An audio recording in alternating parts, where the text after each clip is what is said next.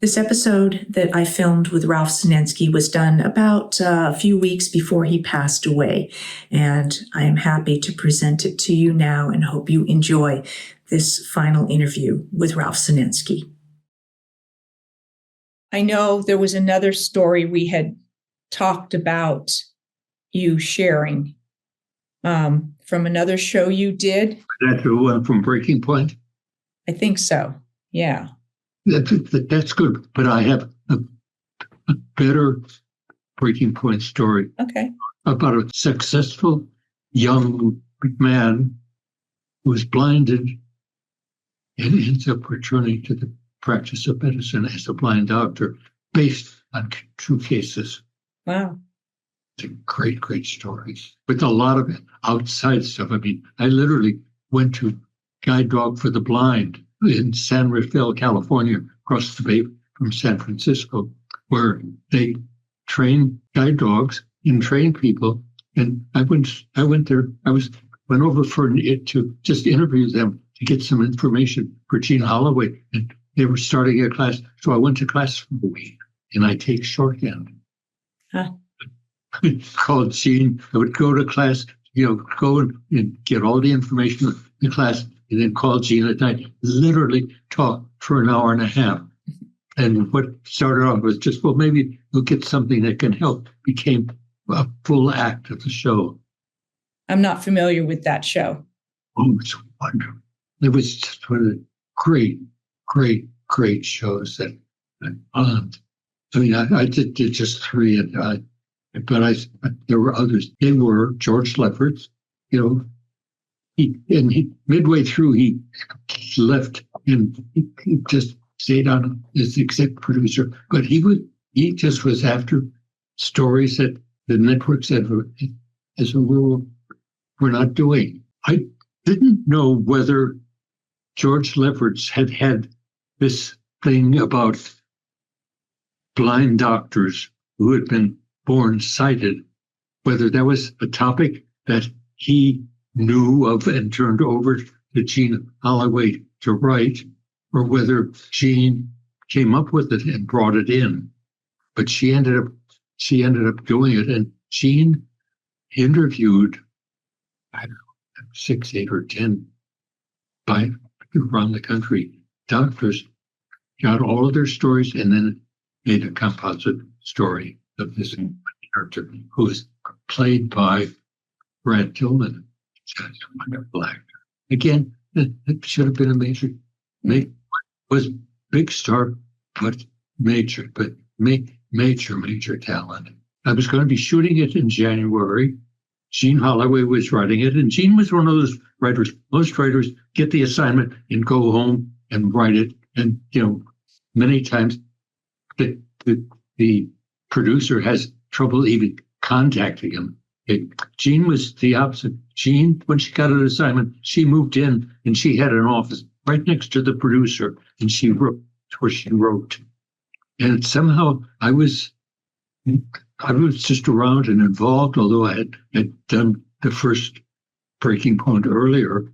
And she found out that I was going up to San Francisco for the holidays, the Christmas holiday, and then would be shooting for the first of the year. And she said, well, there's the Guide Dog for the Blind in San Rafael, which is right across the bay from San Francisco. And she said, maybe you could go over there and just get an interview and get some information. So I called and made an appointment with them. And I think I went over there on a Friday, met Bill Jones, and even just on that visit learned that they bred their own dogs, and they would breed the dogs. And then when the dogs were puppies, they would put them in foster homes for a year to get accustomed to people.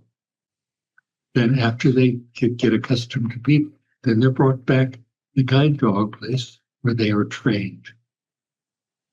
And then in the meantime, they bring in people that want to be, that are blind, that need a dog, and they'll come in and they will train them.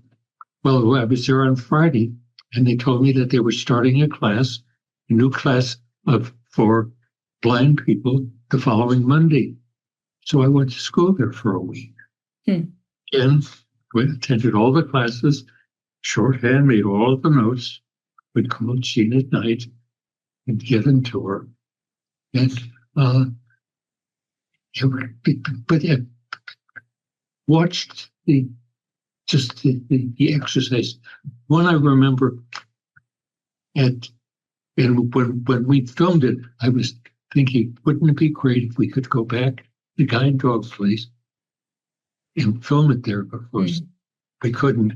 So we went to the park, this place. It was good. It was a good place. I'd shot.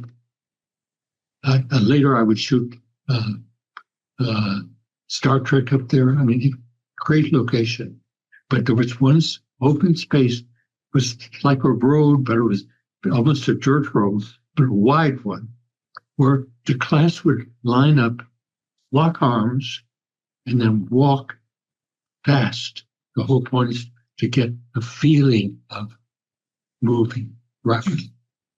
And I mean, and just watching things like that. And then Bill Jones, when we filmed, came down and brought us dogs. And then Bill Jones, they made arrangements. They had people in the LA area that had graduated from there, had gotten dogs from them. And so they lined up enough to give us the extras they needed for our class, who came with their dogs. One scene I was doing with the group at the dinner at the dining table. And this was in one of the buildings at our location with the dogs underneath, which is the platoon.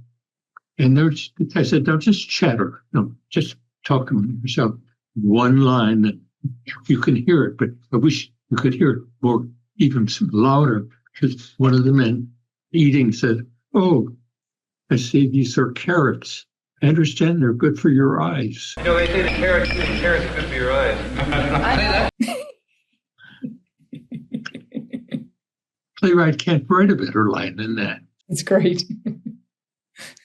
And then the climactic scene, and this is one of the miseries of my life. Bill Jones had not read the script. So one day, I was on the set waiting. I was telling him the whole story. I mean, that the story of this young man, and he goes through many things. When he comes back from, when he returns home after the guide dog school, and in the script, and I'm telling this to Bill Jones, on the table, they had a tape recorder so that if the wife wasn't there, she would leave messages on the tape recorder. So he came in the house and they're into their apartment, and she wasn't there, so he went over to play the tape recorder, and the message was she was leaving him. That was going to be the apex. I mean, the strong thing in our drama. And Bill Jones said there was a case where a man came home under the circumstances. Not only had she left him, she took all the furniture. Wow. And I said, "Oh." And that's what I staged. Wow. What I staged. And at that time, if George Lefferts had still been producing, it would have stayed in. Richard Collins, the associate director, producer, who was now producing, and he was on the set, and he said, "We could do it with the furniture." And I learned then I could not, never did that first. Okay, and did. And that was what they used. And I worked that year. I worked later that year with Susie Parker, who was married to Brad. I worked with her on a Dr. Kildare. And we talked about it. She said, the night the show aired, and when that scene played, with the furniture. She said Brad almost threw something at the television. It was so angry. Because, when we staged it, he walks in and there's no one home. He walks, and of course, the tape recorder is on the floor. He bumped that, bends down, plays it.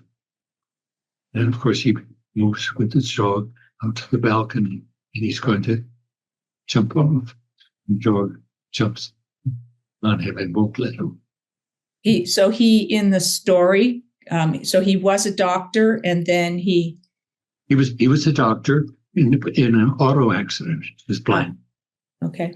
And what kind of doctor was he that he was able to go back to work? I don't know. Oh, okay. Because you said it was based on a. Well, it wasn't a search. Okay. Well, yeah, I was going to say that. I don't know how that worked. Jean found out with all of her research, and I don't think we showed him back at work.